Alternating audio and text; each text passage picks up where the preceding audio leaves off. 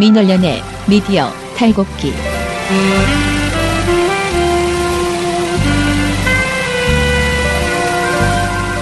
민원련의 미디어 탈곡기 215화를 시작하겠습니다. 예, 안녕하세요. 저는 민원련에서 사무처장을 맡고 있는 김원경입니다. 그리고 미디어 탈곡기의 이장입니다. 네, 저는 분야회장 배나한 활동가입니다. 청년회장 이봉활동가입니다. 우리 아빠는 슈퍼맨이에요. 종편 막말 패널들도 퇴출시켰고요. 보도지침 책도 만들었고요. KBS, MBC 적폐의 사진도 퇴출시켰고요. 언론교육도 하고요.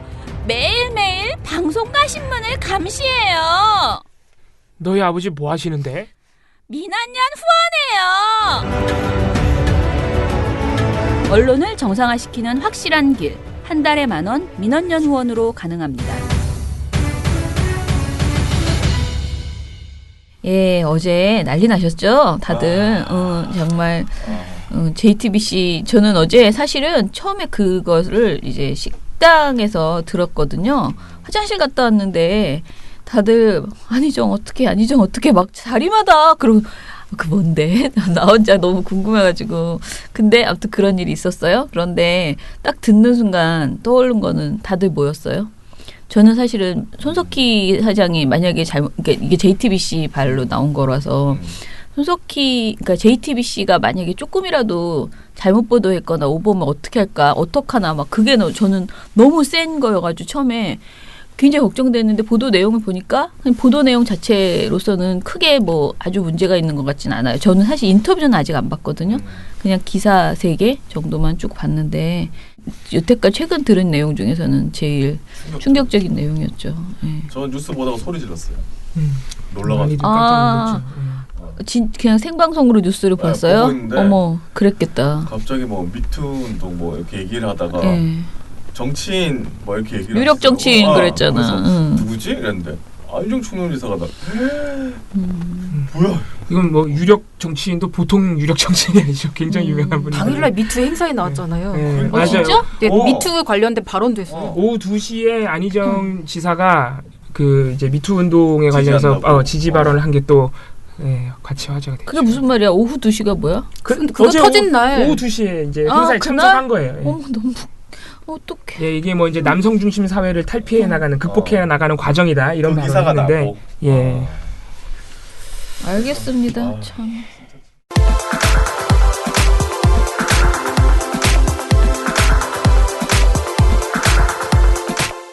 네, 그러면은 우리 미디어 스크랩 좀 해볼까요? 첫 번째 다 아시는 안희정 충남지사가 네, 저희가 먼저 말씀을 드린 거고 이제 화제가 됐습니다. 네, 충남지사가 사퇴를 하기로 했고요. 네. 근데 요새 그런 얘기는 있더라고요. 그러니까 저희는 예전 보고서에서는 이제 생방송에서 피해 증언을 할 때 이제 사전에 얘기를 좀 해라라고까지는 얘기했는데 이제는 피해자 얼굴을 공개하고 말을 하게 시키는 이 방식 자체에 대해서 고민을 해야 되는 거 아니냐라는 얘기도 좀 나오더라고요. 그러니까 왜냐하면 미투를 한 다음에 사실 피해 증언을 한 이유로 법적인 어떤 문제가 생겼을 때에 거기에 이제 노출이 되는 거잖아요. 얘기를 하고 끝나는 게 사실 아니라 그런 문제들 고민들이 좀. 네, 그것도 반대 이야기도 있더라고요. 여러 가지 어떤 것들이. 그러니까 이렇게 나옴으로 해서 자기가 보호받고 싶다고 그러셨거든요. 그죠. 그러니까 나오신 분이. 그래서 자기 얼굴을 알리면서 내가 피해자니까 나를 좀 보호해달라. 이런 식으로 이제 보호를 받을 수 있다. 보호를 받을 그럴 수 가능성도 있다. 매체에 나오면서. 이게 이제 우리 사회에서 처음 있는 일이라 사실 우리 사회뿐만 아니고 어느 사회나 이런 지금 미국도 사실 처음 이거를 겪어가는 과정이기 때문에 여러 가지 고민이 필요하고 근데 어쨌든 간에 피해자들이 이렇게 말할 수 있는 환경이 됐다는 것은 물론 지금도 여러 피해자들은 좀 억압된 상황이 있을 수 있지만은 어쨌든 이런 분위기가 된 것 자체는 확실히 변화는 있는 것 같고 이 문제가 근데 그러니까 약간 그런 게 있는 거죠. 얼굴을 공개하지 않고 예를 들면 언론사에 제보를 하고 언론사에 제보를 할 땐 자기 신분을 밝히잖아요. 근데 언론사에 제보할 때 자기 신분을 밝힌 것만으로는 사람들이 믿지 않는 약간 분위기인 거죠. 그래서 기자가 아무리 뭐 저희는 사실관계를 확인했고 뭐 신문에 밝히진 않겠지만 그런 뭐 사실 이런 일이 있었습니다. 그래서 증언을 이렇게 대신 소개를 해줘도 사람들이 뭔가 안 믿는 거야. 그리고 뭐 이렇게 익명이네. 익명 누구야? 뭐 당당하게 밝혀 막 이런 식으로 몰아가는 분위기가 약간 돼 있어서 그 사람들이 이렇게 보호받기 위해서 어쩔 수 없이 나왔습니다라고 얘기를 하지만 그런 약간 분위기 때문에 사실은 더 그런 게 아닌가라는 생각도 들고 아무래도 얼굴이 나오면 그 이제 증언의 신빙성이 훨씬 더 있잖아요. 네. 그렇다 보니까 그런 것 같습니다. 아무튼 여러 가지 고민이 필요합니다. 모르겠습니다. 진짜 너무 예. 어려운 문제인 것 같아요. 근데 저는 본인의 선택인 것 같아요. 본인이 그럼요. 본인의 그죠? 선택이죠. 본인이 뭐 결정하는 건데 언론이나 여론이 그것을 푸시해서는 안 된다. 왜냐면은 그렇죠. 전적으로 성폭력에 관해서는 피해자 중심으로 결정하는 수밖에 없고요. 그분들이 뭐 법원에 가서 얘기하는 건 당연히 하지만 언론에 노출해야 되는 의무는 전혀 없으니까요. 전혀 아무것도 노출하지 않고도 자기 사안을 이슈화하고 문제를 이야기할 수 있고 미투 운동도 저는 마찬가지라고 생각하거든요. 그래서 그거는 전적으로 본인의 의사다라는 거고 지금 보도에서는 별로 사실 특이점이 없어요. 신문들 전부 다 그냥 주요하게 이게 뭐 뉴스거리니까 당연히 주요하게 다들 보도를 했고요. 그 다음에 보도 내용도 그냥 안희정 지사, 그러니까 이 안희정 씨의 그 말들을 그대로 담아줬고, 그 다음에 피해자의 그 정황들, 그 증언했던 내용들을 자세히 보도를 하는 정도로 그쳤고, 지금 이제 국회에서도 지금 미투 운동이 마구 이제 일어나고 있어서 이제 비서관들, 국회 내에 비서관들 문제들 이런 것들이 이제 뭐 또 학교, 대학의 그 문제들 이런 것들이 계속 나오고 있다라고 지금 보도가 되고 있어요.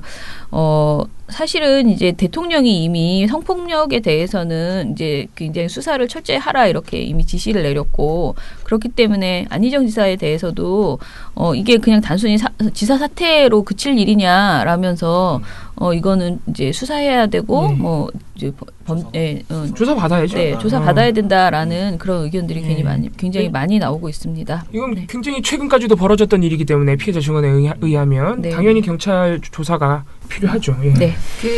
이것과 관련해서 어제 관련 보도들을 한번 쭉 봤거든요. 근데 연합뉴스 보도 제목 하나가 제가 좀 마음에 걸리는 게 있더라고요.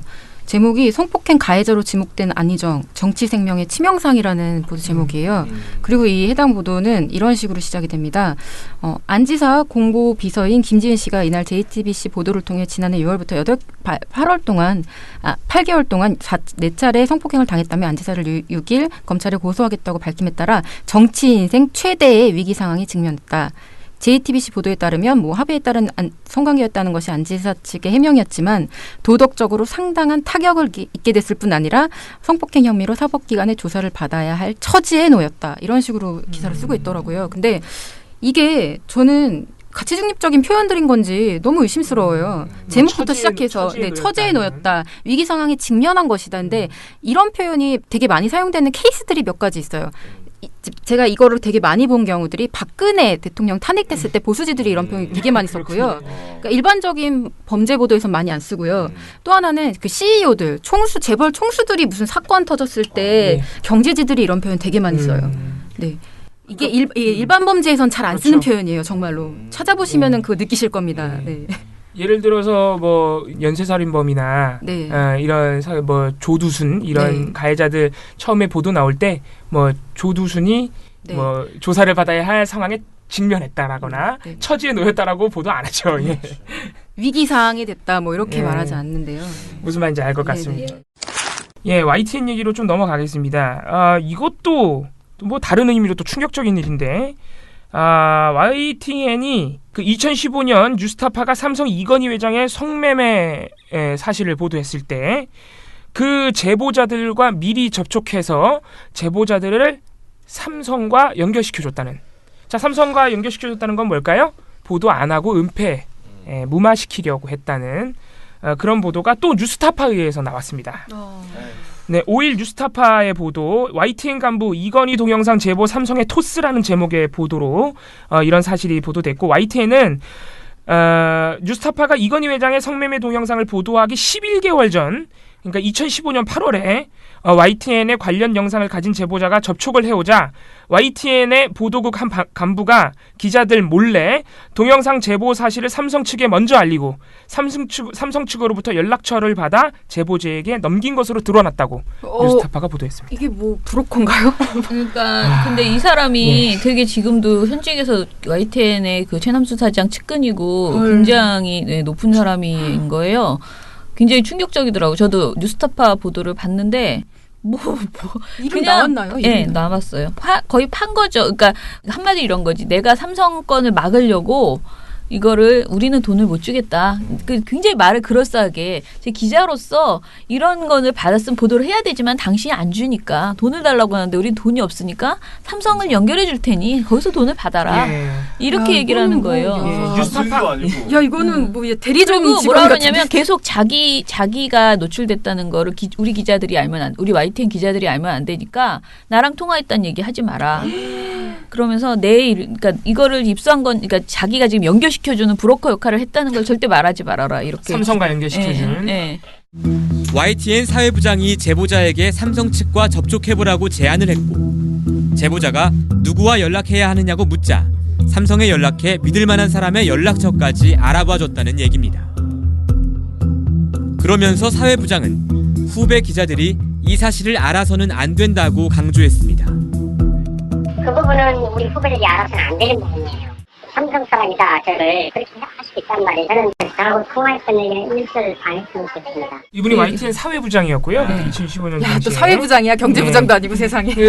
아시겠지만 이때 이 이건희 성매매 동영상을 가진 제보자가 뉴스타파뿐 아니고 그 이전부터 여러 곳의 언론사에 제보를 해왔는데 보도가 안 되고 있었죠. 그에 대해서 여러 가지 논란과 의문도 많았습니다. 지금처럼 이 경우에는 YTN에 돈을 요구했어요. 5억 원 가량을 요구를 했고 처장님 말씀하신 것처럼 이 사회부장이 그것 가지고 사실상 딜을 친 겁니다. 네, 딜을 친 거고. 류재웅 사회부장이었어요. 류재웅 사회부장입니다. 뉴스타파 보도를 보시면은 이 당시에 삼성에 넘길 때 이 제보자를 삼성에 넘길 때 류재웅 사회부장이 제보자하고 통화한 내역을 그 내용을 뉴스타파가 또 공개했습니다. 그래서 아까 처장님께서 말씀해주신 내용이 그런 내용이고 이 통화 내용을 보면은 이 YTN 류재웅 사회부장은 자신의 행위가 굉장히 부적절하다는 사실을 되게 잘 알고 있어요. 잘 알아요. 네. 그래서 계속 그 제보자하고 통하면서 이거 후배들의 취재를 내가 방해하는 꼴이다.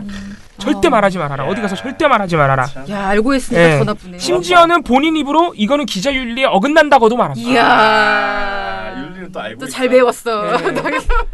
잘 배웠지만 전혀 완전히 반대로 실행하고 있어요. 이거 또 더 나쁘죠 그러면. 네. 그렇게 말하면서 결국엔 삼성에 넘긴 겁니다. 네. 자기 후배 기자들에게 넘기지 않고 넘겼다기보다는 알리지 않고. 아무튼 YTN 지금 어제 나왔던 YTN 소식과 연결 지어 보면은 최남 사장이 이런 일을 벌인 보직 임원들의 인사를 좀 보류하자고 약속을 했었는데 그걸 깨고 다 지금 인사를 하고 이런 분들이 계속 보직 간부직을 유지하고 있는 것이죠. 이분은 이렇게 드러난 이상 이 사람은 해고해야 되고요. 이거는 해고 안 할 수 없습니다. 그러니까 이 보도 YTN 연합 뉴스타파 보도를 보면은 마지막에 이러는 그렇게 말하거든. 그럼에도 불구하고 기자들은 계속 이거를 접촉하려고 그 제보자를 접촉하려고 밑에서 이런 사실도 모르고 계속 연락을 거예요. 하고 자기네들이 보도해 보려고 이거를 사실로 판단됐고 이 영상을 어떻게든 부탁해서 받으려고 돈은 못 주니까 받아보려고 막 그렇게 하고 있었다라는 얘기를 하니까 짠하더라고요. 참 웃기죠. 어떻게 이럴 수가 있는지. 네, 다음 사안은 또 어두운 소식입니다. 네. 지상파 PD가 언론사 지망생한테 접근을 해서 성추행을 했다라는 폭로가 또 나왔는데요. 2009년 당시입니다. SBS 현직 라디오 PD였던 박성원 세종대 겸임 교수가 언론사 지망생한테 글쓰기 수업 등을 해주겠다는 걸 미끼로 해서 성추행과 성희롱을 했다라는 증언이 나왔습니다. 근데 이게 한두 번이 아니었다. 그러니까 비슷한 추가 피해자가 등장을 했다고 합니다. 이 수법을 당한. 조금 자세하게 말씀을 드리면요. 그러니까 언론계 입사가 워낙에 좀 힘들잖아요. 많이들 하고. 그러니까 메이저 언론사에 가는 건 뭐 언론고시를 본다라는 표현도 쓰잖아요. 그래서 보통 이제 스터디 같은 것들을 많이 하고 뭐 강좌도 많이 듣는데 이때 이제 박 전 PD가 지상파 PD였고 대학에서 강의도 많이 했고 했기 때문에 이제 그 당시에도 이제 1학기 2009년 1학기에도 세종대에서 라디오 제작 수업을 했다고 해요. 근데 여름 방학 기간에 개인적으로 글쓰기 수업을 또 진행을 했대요. 근데 이때 이제 참가했던 학생을 대상으로 내가 개인적으로 작가 수업을 해주겠다. 개인적으로? 네, 개인적으로 개별 수업을 해주겠다. 네. 이렇게 얘기를 했고요. 그래서 학생들이 근데 현직 PD가 그렇게 얘기를 하면 사실 솔깃하죠. 그렇죠. 솔깃하죠. 그래서 매주 토요일 날 이제 SBS 본사에 방문해서 수업을 들으러 갔다는 거죠. 근데 갔더니 이렇게 말했다는 겁니다. 너희들이 진짜 작가가 되고 싶으면 다양한 텍스트와 감정을 몸소 경험해야 한다. 야, 이게 참 전형적인 레파토리죠. 그러면서 갑자기 조민기 씨가 생각나네요. 네, 그러면서 집요하게 관계를 요구합니다. 노골적으로 관계를 갑자기 요구했어요? 그러면서 네가 진짜 작가가 되려면 네가 먼저 나한테 섹스하자고 해야 된다. 이렇게 말했다고 합니다. 그리고 당연히 거부를 하겠죠. 그러면 그렇게 용기가 부족해서 어떻게 작가가 되겠냐. 너랑 안 한다고. 그러니까 그냥 그걸 막 용기가 없다고 얘기를 하는 거예요. 미친 거 아니야. 네, 그렇게 비난을 오히려 하는 거죠. 자기가 성희롱을 해놓고. 약간 당황스럽네요. 그죠? 예. 그리고 이게 그렇게 말로만 끝난 게 아니라 차에 막 태운 다음에 강제로 키스를 하고 뭐 아주 부적절하게 이제 성기를 만지게 한다던가 뭐 이렇게 실제 물리적인 성희롱을 하고. 아니 이게. 네, 그러면서 아주 부적절한 이제 행위를 계속 범죄 행위를 한 거죠. 네. 지금도 SBS 있는 분이에요? 전 PD니까 지금은. 네, 그런 행동들을 계속하고 이게 정말 기행 중에 하나가 뭐냐면 스포츠 신문에 수업 자료로 한 스포츠 신문에 연재되던 어떤 되게 야한 익명 소설을 가지고 와서 이거를 미디어법을 소설에 빗대서 막 의미를 부여하고 이 소설을 읽으라고 했대요. 소리를 내서. 네? 수강생한테? 네, 읽으라고 하면서 이거를 진짜 작가가 되려면 이런 야한 문장도 쓸 수 있어야 된다고 얘기를 했대요. 근데 알고 보니까 이 야한 소설은 그 PD가 익명으로 기고했던 소설이었어요. 미친 거 아니야? 아니 이거 환자네. 이거 뭐야? 진짜 이거는 그러니까 이미 환자인데 더 환자인 거죠. 이상하다. 정말 이상하죠. 네. 뭐야? 근데 더 충격적인 거는요. 다른 피해자도 이 수법으로 당했다는 거예요. 못 살아 진짜. 다른 피해자는요. 이 소설을 읽고 방송 리포트 형식으로 요약하는 과제 제출하라는 그걸 받았대요. 이거 야, 이건 또 다른 의미로 영화 같네요. 근데 이게 우리나라에 이렇게 이상한 사람이 많았다는 사실이 정말 대단하다. 그러니까 이게 약간 예전에 문단내 성폭력 이런 것도 그런 구조였잖아요. 그러니까 문단도 이런 게 많았죠. 네, 그러니까 이미 등단한 시인이 현직 시인이 약간 이제 지망생들한테 맞아요. 내가 작가 수업해줄게 이렇게 불러내서 유인해서 하는 그런 형태였는데 이것도 약간 이제 지망생들을 대상으로 하는 이런 유린인 거죠. 아니 근데 이분은 그 범죄 내용이 너무 뭐라 하죠? 엽기적이다. 네, 이게 참 너무 근데 이분들이 지금 사실 옛날에 이걸 처음 말한 게 아니고 사건이 발생한 직후에 이제 뭐 학교 선배한테 얘기를 한다던가 했다는 거예요. 근데 그때의 반응이 웃어 넘긴다든가. 그러니까 선배가 진짜 막 뭐 이렇게 그러니까 대수롭지 않게 뭔가 취급을 한다던가 해서. 이게 해결이 안 되겠구나 하고 자포자기를 하고 있었던 거죠. 그때 당시 분위기로서는 사회적인 분위기가 그랬던 거죠. 그러다가 이제 얘기를 다시 할 수 있을까 해서 이제 다시 이게 터진 거고. 그래서 참 이 사람들이 이거를 안고서 어떻게 이 시간을 견디고 있었을까. 아니 박 PD는 혹시 입장이 보도된 게 있습니까? 아직 없나요? 그 미디어 오늘에서 취재를 했는데 연락을 했지만 응하지 않았다. 취재를 응하지 않았다. 그리고 지인들도 이 사람이 지난해 초부터 모임에도 나오지 않고 연락도 안 받고 있는 상황이다라고 얘기를 하고 있다고 합니다. 네, 그래서 이 사건이 하나 더 있고요. 또 다른 사건이 있습니다. 또 있어요? 이거 참. 네. 지금 연합뉴스 TV에서 성추행 사건이 있는데 이게 2차 피해 사례가 좀 심각해서요. 2016년 10월 회식 자리에서 한 PD가 A씨라는 성폭력 피해자를 강제 성추행을 합니다. 근데 이 A씨 같은 경우에는 이제 불쾌한 기색을 바로 보였는데 그 같은 자리에 있던 팀장이 뭐라고 얘기하냐면 최 PD가 A씨를 많이 좋아하나 보다. 이렇게 반응을 합니다. 성추행하는데? 네, 근데 이 A씨는요 계약직 방송 스텝이에요. 같은 정규직 PD가 아니라 그러니까 이제 그 분위기 안에서는 말을 할 수가 없는 그러니까 사람들이 거죠. 있는 데서 신체 접촉을 했다는 얘기네요. 그러니까. 그렇죠. 강제 성추행을 하는데 가장 상급자가 그런 반응을 보이면 사실 더 얘기를 할 수가 없는 거죠. 근데 이제 그 자리에 있던 스태프 사이에서 이제 동요가 있고 얘기가 나온 상황에서 A 씨가 그 자리에 이제 여성 PD한테 성추행 사실을 털어놨다고 해요. 그랬더니 그 사실을 알게 된 그 팀장이 다시 A 씨한테 전화를 걸어서 요거를 묻으면 자체적으로 우리가 잘 처리를 할 수 있는데 너 일을 키우면 팀 전체가 힘들어진다. 함께 일하는 AD 계약 문제에도 영향이 갈 수 있다. 이렇게. 그렇죠. 이게 이제 2차 가해가 시작된 겁니다. 네, 그렇게 얘기를 하면서 강요를 합니다. 그러니까 A 씨는 굉장히 정신적으로 압박을 받게 되죠. 근데 이제 다행히도 이제 A 씨가 다른 부장의 도움을 받아서 네, 원하는 대로 하라라는 어떤 다른 부장의 도움을 받아서 이제 얘기를 하게 되고 징계위원회가 열리게 됐다고 합니다. 네, 근데 문제는요 여기에서부터 발생이 시작돼요. 또 징계위원회가 열려서 경위서를 쓰고 있잖아요. 그리고 이제 팀장 발언도 쓰고 하는데 징계위원회를 위한 경위서 내용을 PD들이 검열을 하기 시작합니다. 왜? 아니 징계위원회 제 말이 그거예요.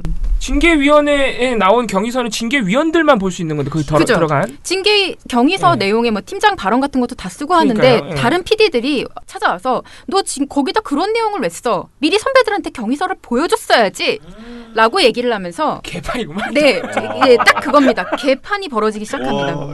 그러니까 그 경위서를 데스킹하기 시작하는 거죠. 이게 말이 되냐고요. 그게. 그리고 최 PD는 A 씨를 찾아다닙니다. 시간을 잡고 만나는 게 아니라요. 그러니까 추적을 하는 거예요. 가해자가. 네, 가해자가 찾아다니면서 일단 행방을 묻고 다니고 뭐 A 씨는 당연히 무서우니까 도망 다니죠. 그러면 이 사람이 로비에서 이제 기다리고 어마어마하게 무섭죠. 화장실에 숨어 다녀야 되고 막 지하로 퇴근하고 막 이런 상황이 계속 발생합니다. 회사 못 다니게 하는 거네. 그러면 회사가 당연히 피해자를 보호해주고 가해자한테 경고를 해야 되는데 없었죠. 그런 과정이. 인사팀장은요 최 PD하고 A 씨하고 만남을 강요하기도 합니다. 네, 조율이 있었으면 좋겠다면서. 조율? 합의하라는 거죠. 네, 그렇죠. 묻으라는 거죠. 그렇게 얘기하고 이제 상황이 있고요. 이런 상황이 이제 계속 반복되니까 주변에서는 그냥 차라리 다른 언론에 제보하고 그게 낫겠다. 네, 경찰에 신고해라라는 얘기가 있는데 A 씨가 고민을 하다가 그래도 회사 징계위원회가 어쨌든 열렸으니까 과정이 이랬을지라도 어쨌든 잘 처리가 되겠지 하고서 참습니다. 네, 근데 이 최 PD가 그 징계위원회 결과에 따라서 2016년 11월 30일 날 결과가 나오기 전에 사표를 냈다고 해요. 징계 받기 전에 사표를 냈군요. 근데 이제부터 또 하나의 다른 문제가 발생합니다. 내부 분위기적으로요. 근거 없는 낭설이 돌기 시작합니다. 이제 그렇죠. 네, 안면도 없던 정규직 직원이요. 엘리베이터 안에서 A 씨를 보고 이렇게 얘기합니다. 최 PD랑 있었던 일, 걔 일이 있었던 걔지? 뭐 있는 거 아니야? 이렇게 얘기를 하는 겁니다. 네. 뭐 이렇게 그러니까 처음 보는 사람이 A 씨를 보고 그렇게 막 얘기를 하기 시작한다는 거예요. 그러니까 약간 최 PD를 모함해서 내보낸 약간 가해자인 것처럼 이제 취급을 사내에서 받기 시작했다는 거죠. 이제 2차 가해가 더 가속화되는 거예요. 이런 상황에서 회사에 다닐 수 있을까요? 못 다니지. 네, 그래서 계약 만료를 앞두고 이제 2017년 5월이 A 씨의 계약 만료였대요. 근데 보통은 자동 계약 연장이 1년 정도 남았던 기간인데요.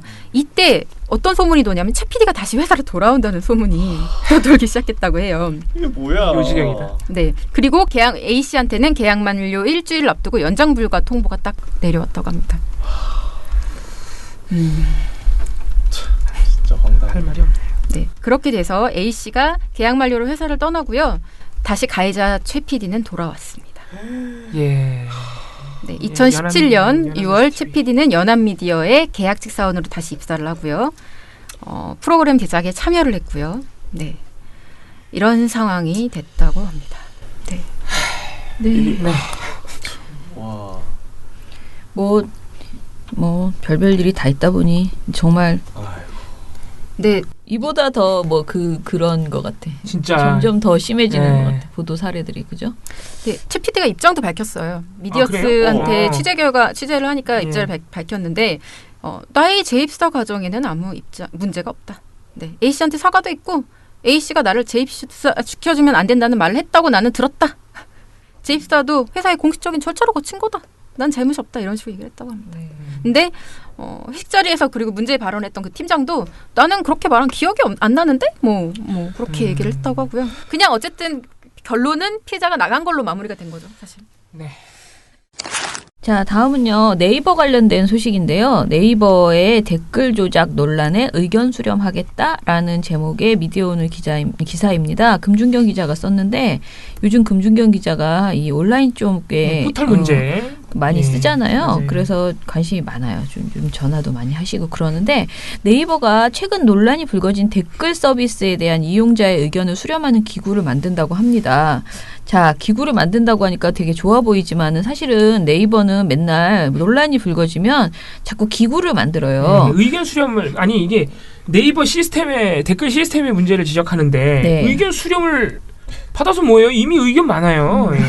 근데 이제 자꾸 기구를 만들어서요. 자꾸 거기다가 책임을 떠넘기거든요. 그러니까. 근데 이제 그러면은 그 기구가 실질적으로 그것을 개선하는 조치, 예를 들어서 그 문제를 개선하기 위해서 뭔가를 적극적으로 내놓으면 그걸 다 네이버가 받아야지 그게 기구가 실효성이 있는 거잖아요. 근데 이제 기구가 어떻게 보면은 그런 어떤 힘이 없어, 권력이 없는 상태에서 그러니까 책임 소재를 그냥 외부로 떠넘기고 이렇게 방패막이 역할만 해주는 기구로 전락하는 경우들이 많았다는 거죠. 그러니까 실질적 권한을 주지 않으면서 면피성 기구를 만들어서 자꾸 우리는 이런 것도 해봤어, 저런 것도 해봤어 이렇게 하는 경우가 많아서 지금 문제가 되는 건데요. 이번에 기구는요, 댓글 정책 이용자 패널이라고 하고요.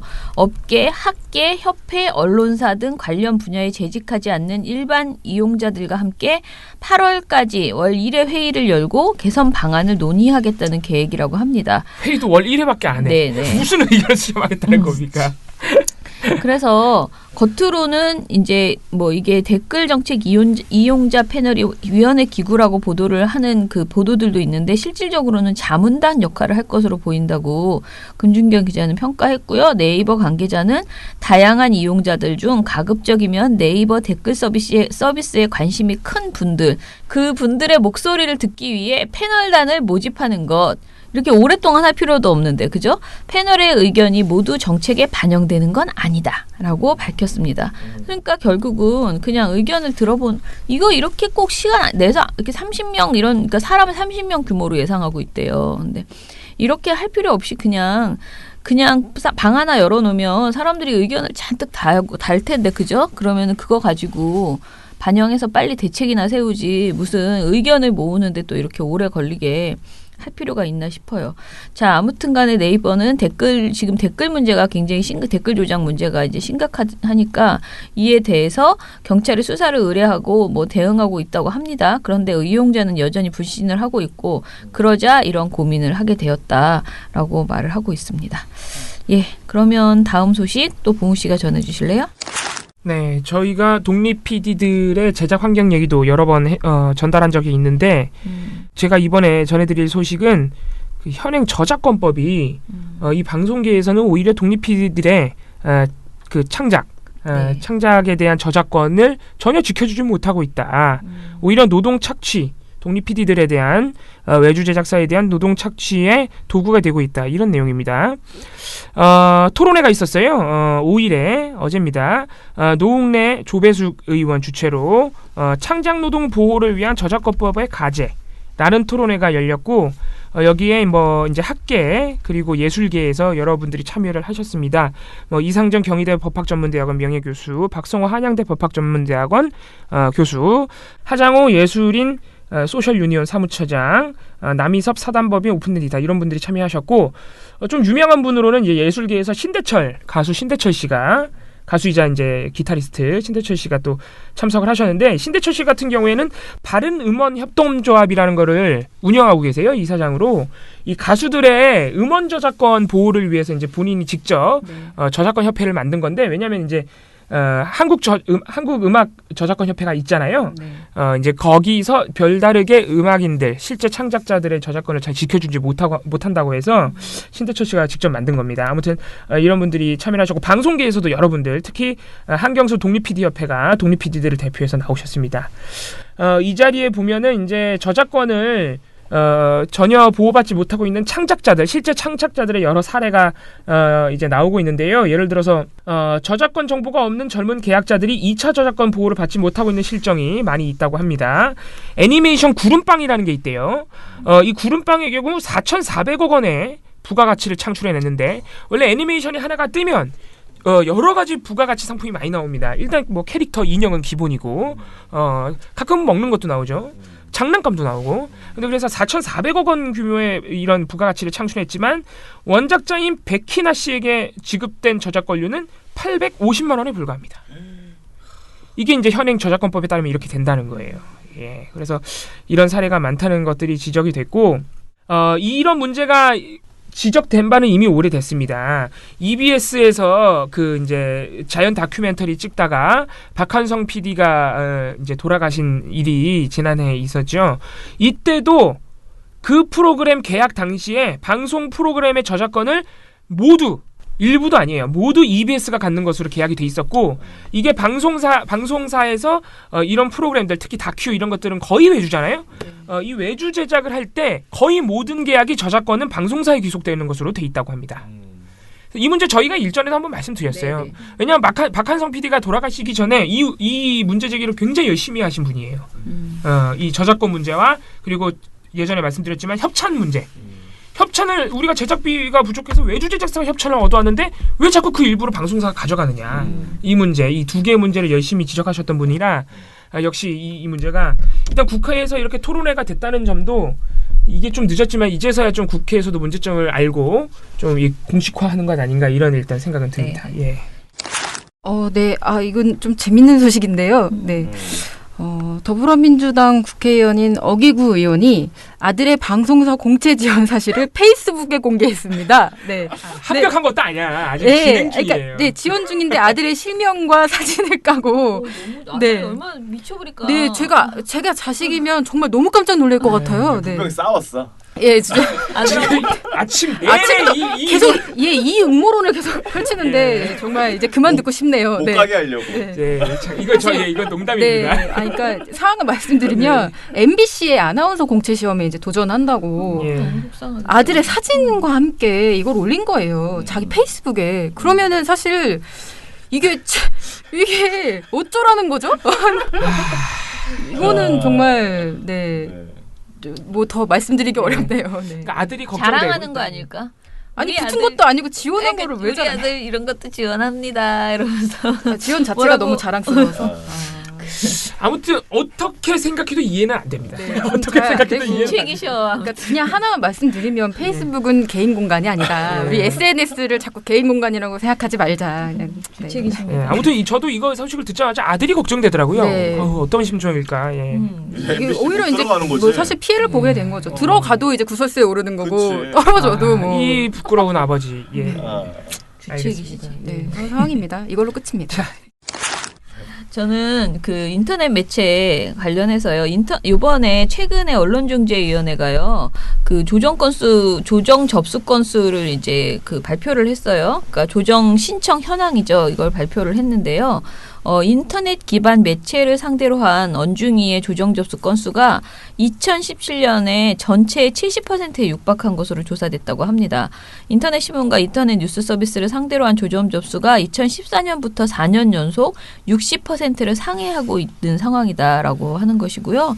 근데 사실 이게 이렇게 진지하게 말할 이유는 별로 없는 게요. 우리 신문제 종이신문도 다 인터넷을 내요. 그러면은 이게 맞아요. 이중으로 내거든요. 인터넷으로도 내고 신문으로도 내고. 그러니까 당연히 인터넷 신문의 조정 건수가, 그러니까 인터넷 언론의 조정 건수가 많아지는 거죠. 종이신문으로 인한 피해를 받았어도 인터넷으로도 접수를 시켜버리는 거예요, 사람들이. 왜냐면 난 종이로만 나간 게 아니고 이게 인터넷으로 유포됐기 때문에 방송도 마찬가지거든요. 방송도 하지만 방송 기사가 또 인터넷으로 유포되잖아요. 그래서 인터넷 건수가 사실 많아지는 거는 사실이고, 아무튼 신문이 작년 같은 경우에 그러니까 인터넷 신문이 1,842건, 인터넷 뉴스 서비스가 416건, 그리고 이 신문이 380건, 방송이 361건, 뉴스통신이 206건의 순서로 조정 접수가 되었다고 합니다. 예, 뭐 다른 내용은 그렇게 저기 하고 피해 구제율이 지난해보다 1.4% 높아져서 73.7%를 기록했다고 하고요. 전체 중에서 915건 그러니까 28.3%가 조정이 성립됐고 133건 4.1%가 직권 조정이 결정됐다라고 합니다. 예, 그래서 전체적으로 2,227건이 피해 구제됐다고 73% 구제됐다고 언중이는 밝혔습니다. 이봉활동가는 언중이에 대한 불만이 많은 사람으로서 그 갔을 때 어땠었나요? 피해 조정을 원하던가요? 저는 언중이가 물론 구제되는 경우가 있겠죠. 있는데 여기서 발표하는 70몇 프로 이렇게 높은 비율의 그 구제율은 사실은 약간 허수가 있는 겁니다. 왜냐하면 대부분의 구제가 어떻게 이루어지냐면 그러니까 쉽게 말해서 가해자와 피해자를 합의를 시키는 거예요. 언중이가 화해안을 내요.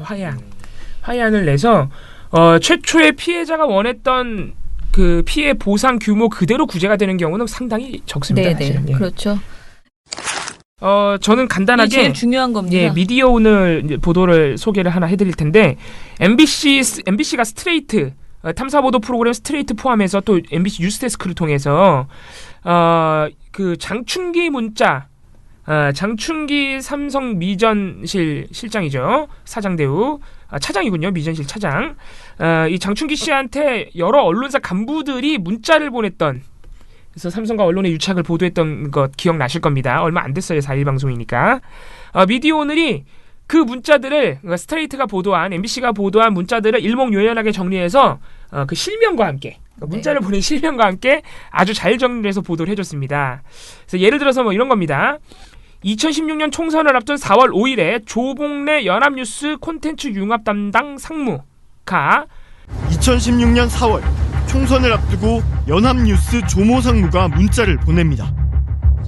총선 이후 식사 한 번 할 수 있었으면 하는 희망인데 혹 틈을 내주실 수 있을런지요. 그러면서 김장겸 당시 MBC 보도본부장을 거명합니다. 동지인 MBC 김장겸 본부장과 같이 하려 합니다. MBC 보도본부장을 왜 동지라고 지칭했을까? 아무래도 김 본부장이 따로 할 말이 있는 게 아닌가 싶습니다. 저는 다음 기회에 하겠습니다. 여기 오랜만에 우리 반가운 이름 김장겸 씨가 나왔네요. 예. 뭐 이런 게 있고 참 근데 이 문자들을 보면은 정말 참 깍듯합니다. 예. 형님, 예. 형님, 혈맹. 너무 재밌었어 거기 문자 내용이 귀염귀염해. 예. 남자들이 참 이렇게 또 귀염귀염. 연합뉴스가 또 있네요. 연합뉴스가 참 열심히 문자 보냈나봐. 이창섭 연합뉴스 TV 뉴미디어 기획위원 직접 본인이 그 문자를 보낸 게 아니라 황영기 금융투자협회장이 장충기 사장한테 문자를 보낼 때 아주 충신으로 이제 언급이 된 분입니다. 이창섭 연합뉴스 TV 뉴미디어 기획위원은 이렇게 보냅니다. 황영기 당시 금융투자협회장이 장충기 사장에게 보낸 문자. 국내 언론 보도에 막대한 영향력을 끼치는 연합뉴스 편집국장이 외부에서 삼성을 열심히 도왔다는 내용입니다. 밖에서 삼성을 돕는 분들이 많은데 그중에 연합뉴스의 이 편집국장도 있습니다. 기사 방향 잡느라고 자주 통화하고 있는데 진심으로 열심히네요. 나중에 아는 척 해주시면 좋을 것 같습니다. 아주 열일하셨는 모양이네요. 이창섭 당시 편집국장께서 뭐 이런 열심히 뭘 하셨을까? 여기 써 있잖아요. 보낸 문자에 기사 방향 잡느라고 어떤 방향으로 잡았을지는 대충 우리가 예상이 가죠. 김영모 문화일보 광고국장, 네, 그리고 우리 욕설국장으로 유명한 최기화 전 MBC 보도국장. 최기화 전 MBC 보도국장은 형님이라고 부릅니다. 최기화 당시 MBC 보도국장은 장충기 사장을 형님이라 부르며 선물에 고맙다는 문자들을 보냈습니다. 형님, 귀한 선물 감사합니다. 별로 보탬도 되지 않는데 늘 신세만 집니다. 형님, 문화적 소양을 키울 수 있도록 좋은 공연 표 보내주셔서 감사합니다. 최 국장이 말한 좋은 공연은 삼성이 후원한 로열 콘세르트 허바우 오케스트라의 연주회로 추정됩니다. 입장권은 한 장에 최고 30만 원이 넘습니다. 네, 이렇게 미디어 오늘이 실명과 함께 그리고 형님이 제일 웃겼다니까. 예, 최기화 보도국장은 형님 귀한 선물 감사합니다. 별로 보탬도 되지 않았는데 늘 신세만 집니다. 건강하세요라고 장충기 전 사장. 문화 무슨 문화적 소양을 그게 키울 수 너무 있도록. 웃겨. 야, 저도 누구한테 이런 문자를 보낼 수 있었으면 좋겠어요. 야. 이분이 그분이죠. 금준경 기자한테 네. 야이. 네, 국장님 맞으시죠? 예. 네, 안녕하세요. 저는 미디어 오늘의 금준경 야, 이 기자. 씹새끼야. 네? 어디서 얼마 내 정보를 말한 거야? 국장님, 이 인마 개인정보를 그렇게 얼마 쉽게 하나? 국장님. 이 싸가지 없는 새끼 아니야? 국장님. 야, 이 새끼야. 국장님, 욕을 하시면 안 되죠. 욕이고 지랄이고 간에 내 개인정보를 네가 왜 하냐? 예, 뭐 금준경 기자뿐만 아니고 많은 그 이제 MBC 출입 기자들한테 욕설을 한 분으로 유명하죠. 네, MBC 그 스트레이트 거 다 보셨죠? 예. 요것과 관련해서 그때 그 화면에 문자를 공개할 때 그 지상파 3사 말고 JTBC 얘기가 같이 잠깐 맞습니다. 있었죠. 예. 그 문자 내용에. 그것 때문에 이제 JTBC 측에서 입장을 발표했습니다. 공식 입장을. 뭐냐면요. 화면에 다른 공중파 방송들과 함께 JTBC를 거론하며 삼성의 후계 승계 주제를 다루지 말라달라는 부탁을 했고 받아들여졌다는 뉘앙스 즉 걱정하지 말라는 문자가 담긴 화면을 공개했는데 JTBC는 그 문자 내용이 나온 당시에 관련 내용을 보도를 했다. 예. 보도를 했는데 지금 이제 MBC 보도만 보면 마치 이제 삼성 측으로부터 그런 문자를 예. 해서 답변을 하고 안 한 것 같은 느낌이 보도를 든다는 거죠. 실제로 안 해준 네. 것처럼 오해할 수 있다는 네, 거죠. 그리고 이제 실제 보도한 내용들을 이제 쭉 설명을 하고 뭐 유감이다라는 그런 얘기를 했고요. 다시 한번 뭐 이제 성역 없는 보도를 하겠다 뭐 이렇게 예. 하면서 이제 공식 입장을 밝혔는데요. 여기에 대해서 또 MBC가 다시 입장을 밝혔습니다. 예. MBC의 입장은 이렇습니다. 일단 스트레이트 제작진은요. 그 당시 화면에서 방송은 KMS 모두 다루지 않겠다고 합니다라는 문자를 장충기 삼성 미래전략측 사장한테 보냈고 실제로 공중파 방송사들이 이걸 다루지 않았다는 내용에 초점을 맞춰서 보도를 했다. 맞아요. 그리고 화면에서도 제작진이 시청자 이해를 돕기 위해서 그 문자 내용을 전문으로 그냥 CG를 만들었을 뿐이고 핵심 내용인 그 방송은 KMS 모두 다루지 않았다고 합니다라는 문구만 크게 만들어서 화면에 띄웠다. 예. 그렇기 때문에 뭐 특별히 JTBC를 뭐가 안 했다라는 거에 방점을 찍은 건 아니다라는 이제 취지의 어떤 공식 입장을 밝혔고요. JTBC를 언급하지는 않았다 이거죠. 예, 기자 멘트에서 이제 그러니까 설명하는 화면에 멘트에서 띄었지만 그렇게 부각한 건 아니고 제작진은 그리고 실제 JTBC가 그렇게 보도를 했는지 안 했는지 사전에 다 확인을 했고 그래서 그렇게 방송을 한 것이다라는 입장을 밝힌 상황입니다. 그래서 뭐 양쪽 다 저는 이해가 돼요. 저도 그래요. 네, 화면을 봤는데 JTBC 입장에서는 그러니까 시청자들이 오해할 수 있다라고 볼 수 있을 것 같아요. 그러니까 왜냐하면 그 문자 안에는 사실 KMS, JTBC도 있는데 그 신문도 있잖아요. 근데 우리가 사실 신문들이 얼마나 보도 안 했는지 알잖아요. 그래서 언급을 안 했다 이꼴 그렇게 쟤는 당연히 안 했겠지. 했다 안 했다를 이제 할 수 있는 가늠할 수 있는 기준이라고 생각을 안 하는 거죠. 그래서 일단 거론이 되면은 주고 받았네 뭐 이렇게 생각을 할 소지가 있다고 볼 수 있는 거고 또 MBC 입장에서는 그렇다고 문자 전문이 있는데 JTBC만 뭐 부자연스럽게 가려주는 것도 웃기고 여기 방송의 초점은 어쨌든 뭐 여기에 맞춰져 있는 것인데. JTBC를 위해서 거기에 뭐 시간을 할애해서 어떤 보도를 했는데 뭐 비교를 해줬다면 뭐 좋았을 수도 있지만 그렇게 하지 않았다고 JTBC를 겨냥했다라고 얘기하면 그건 좀 억울할 수도 있다. 그렇죠. 들어요. 근데 또 JTBC 입장에서는 그 배나 활동가 말대로 우리는 아는데 화면에 나오니까 억울하죠. 예, 맞습니다. 그래서 저는 뭐 그게 큰 갈등이나 논란은 아니라고 보고 서로 할 수 있는 얘기를 해줬다. 해명도 나오고. 네, 그래서 이번 기회로 JTBC는 했고 KMS는 안 했다라는 사실을 한 번 더 확인했으면 된 것 같습니다. 실제로 JTBC는 보도를 했습니다. 그리고 네, 확인했더니 정말 했더라고요. 뭐 저는 이거를 이제 그 핸드폰으로 왔다 갔다 하면서 봤는데 JTBC 왜 그러지라고 생각했어요. 왜냐하면 그렇게 느껴지지가 않는 거예요. 맞아요.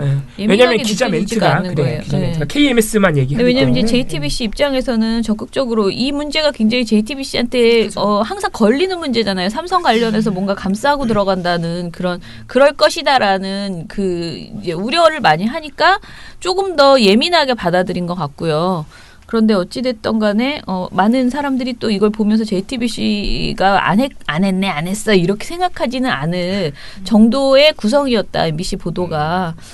그런데 아무튼 JTBC가 발끈하는 것은 뭐 그 입장은 이해한다. 우리는 했는데 억울하다라고 이제 생각하는. 그리고 MBC가 또 입장을 내줘서 다행입니다. 네. JTBC 한 거 확인했다고 입장 내줬으니까. 네.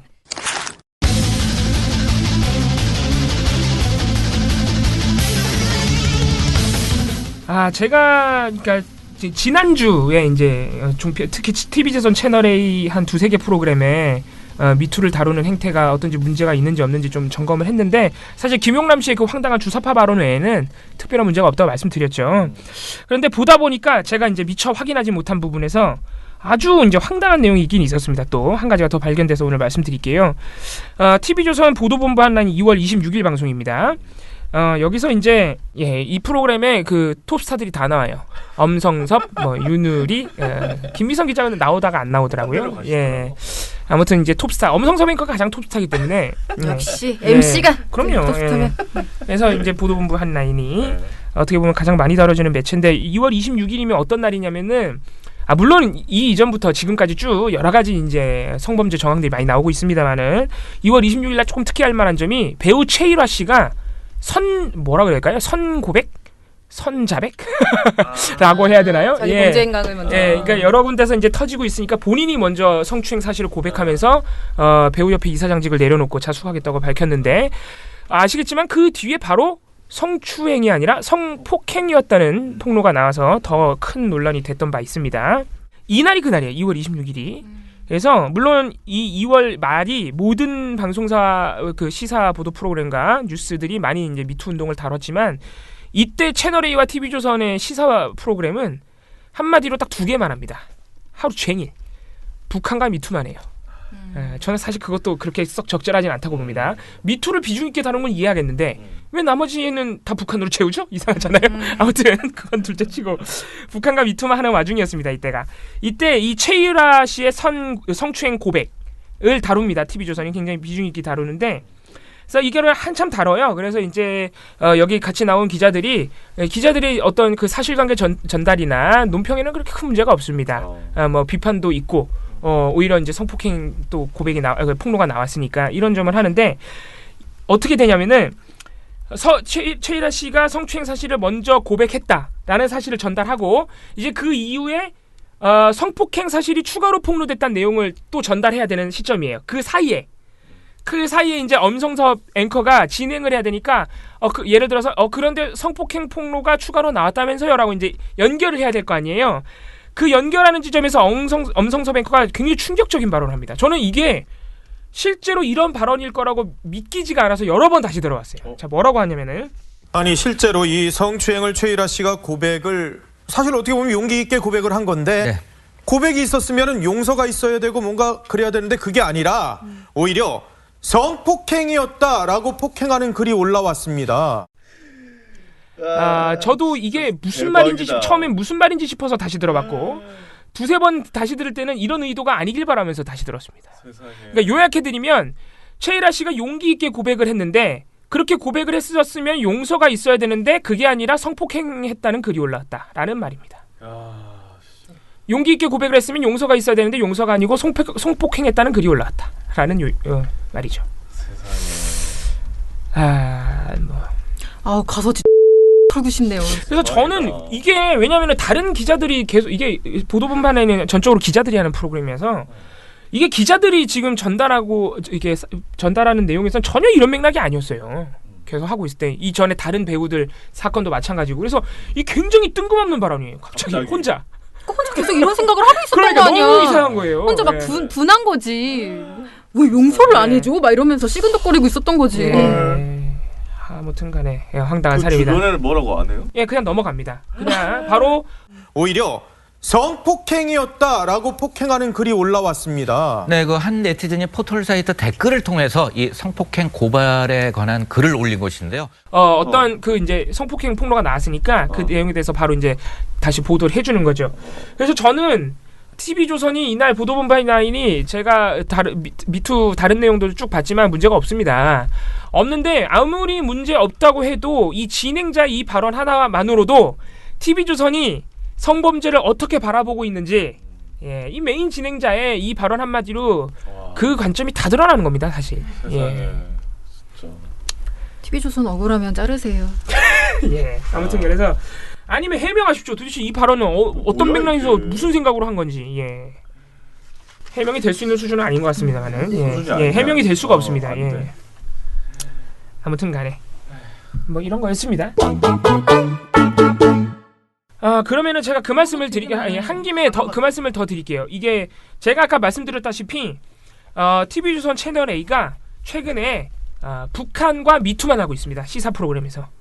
근데 사실 물론 그럴 수 있습니다. 두 이슈가 큽니다. 왜냐하면은 김영철이 또 왔다 갔고, 김영철 그 통전부장이죠. 왔다 갔고, 그 이후에 지금 또 우리 정부가 대북 특사단 파견했죠. 그래서 그런 일정들이 있었기 때문에 또 2월 말에 올림픽이 폐막을 했고, 있었기 때문에 북한이 큰 이슈라는 건 알겠는데, 과연 시사 보도 프로그램에서 미투와 북한만 한다? 왜냐하면 지금 이명박 전 대통령 비리와 관련해서도 계속해서 큰 이슈들이 터지고 있거든요. 또 김관진 전 국방장관이 가까스로 구속을 피했는데 또 구속영장이 청구됐어요. 여러 가지 지금 이슈가 있습니다. 그래서 뉴스들도 마찬가지고 시사 보도 프로그램도 좀 다각화된 소식을 전해둘 필요가 있는데 그렇지가 않아요.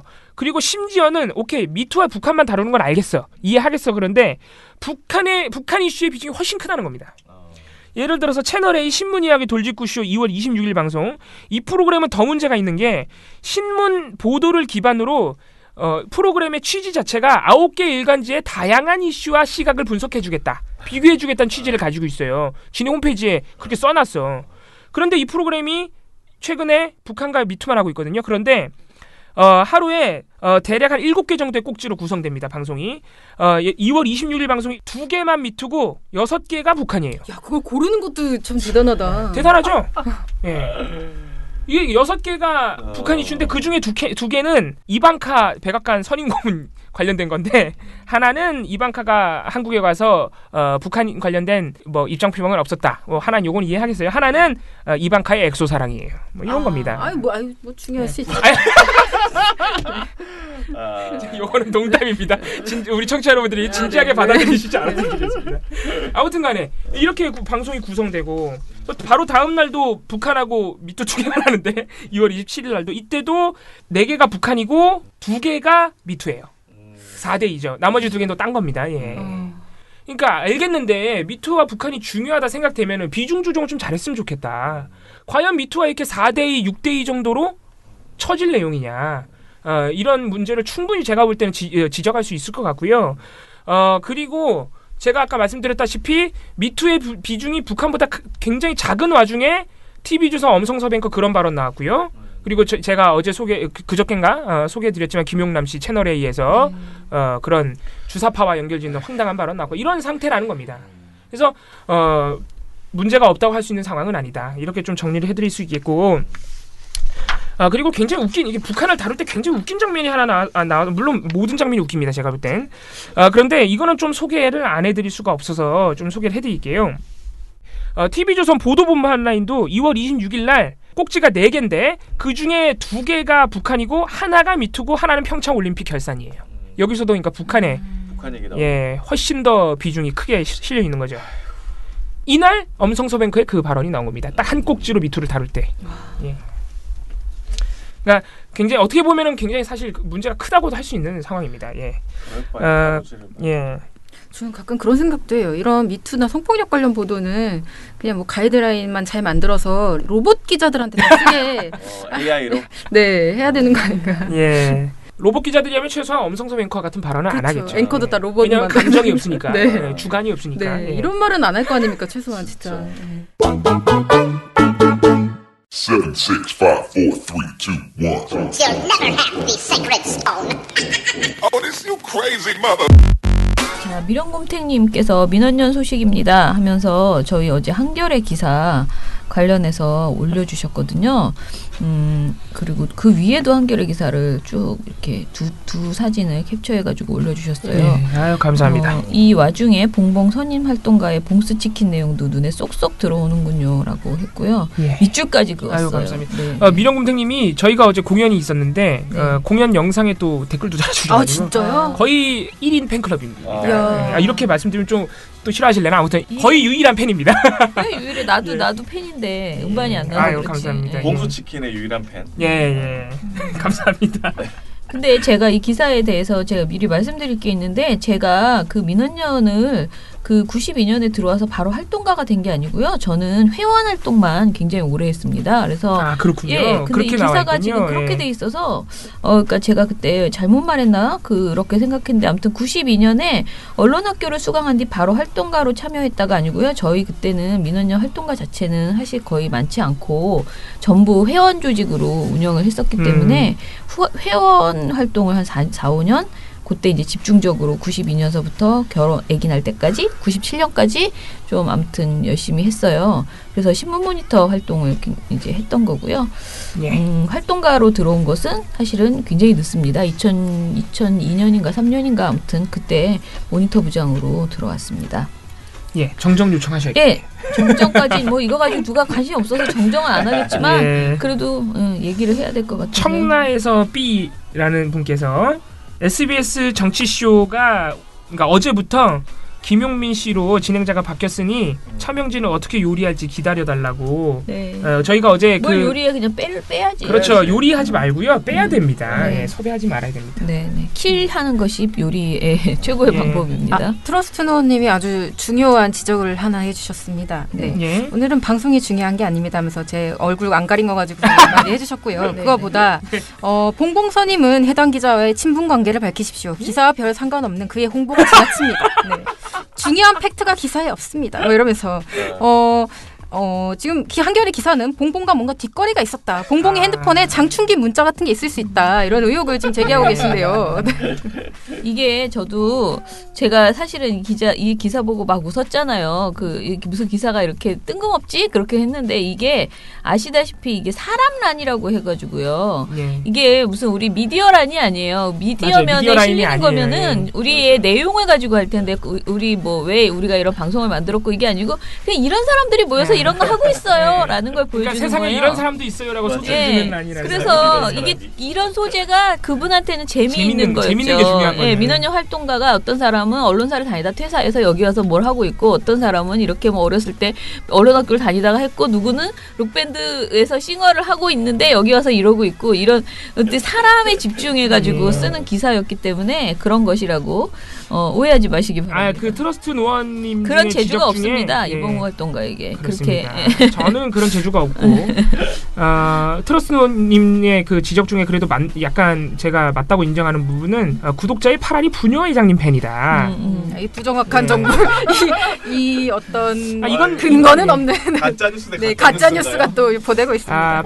제가 볼 때 오케이 8할은 좀 그렇고 한 6할은 배나은 활동가 그리고 나머지 4할은 한 김원경 차장님이 아닌가. 이게 다 각자 계산하는 게 다릅니다. 저는 9할이 김 처장님의 팬이고 그런가요? 네, 저는 뭐 한 0.5씩 봉우 씨랑 나눠가지고 있다.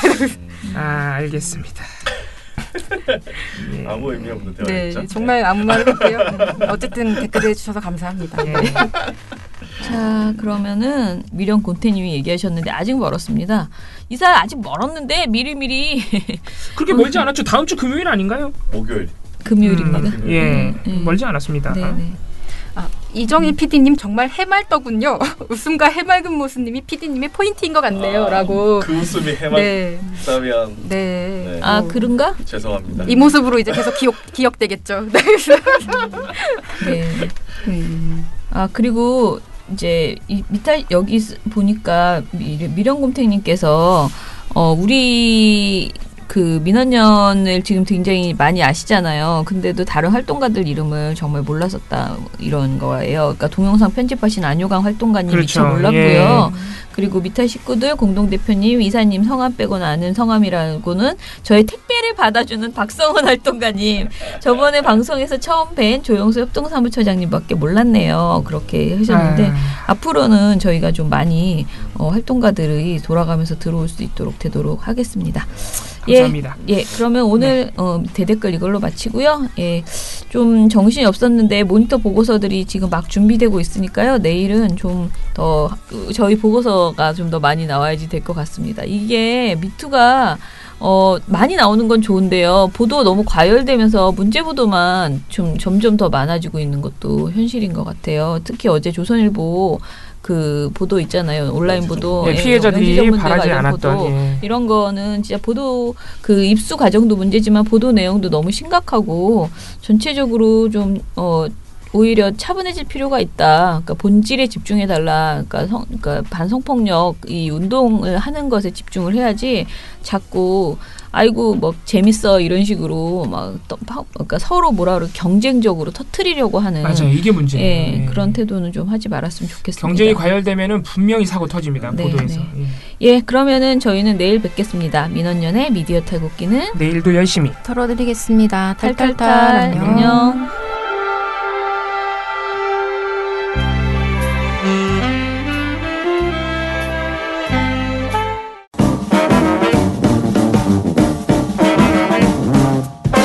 여러분, 미디어 탈곡기 잘 들으셨나요?